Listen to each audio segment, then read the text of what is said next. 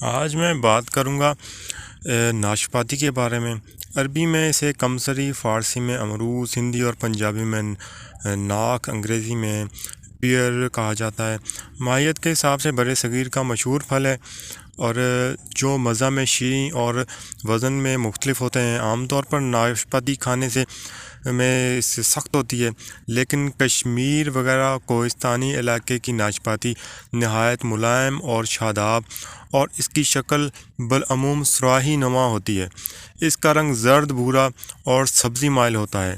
Note: جس پھل کو برِ صغیر میں امرود کہتے ہیں، اس کا عربی فارسی میں کوئی نام ہی نہیں ہے۔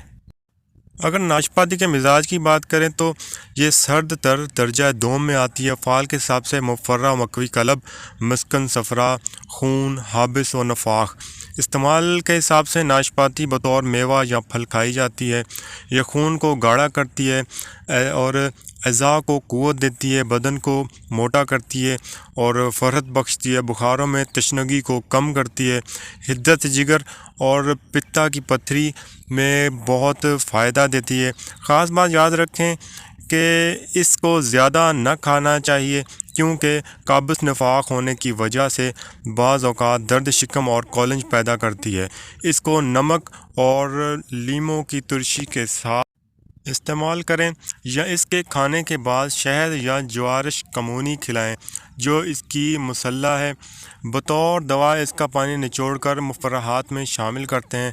نفع خاص کی بات کریں تو مسکن حدت صفرا ہے، مضر ہے، یہ گردہ کو نقصان پہنچاتی ہے۔ مصلح انیسوں جوارش کمونی بدل ہے یہ سیب ترش کا۔ اس کے ساتھ مجھے اجازت دیں۔ اللہ حافظ۔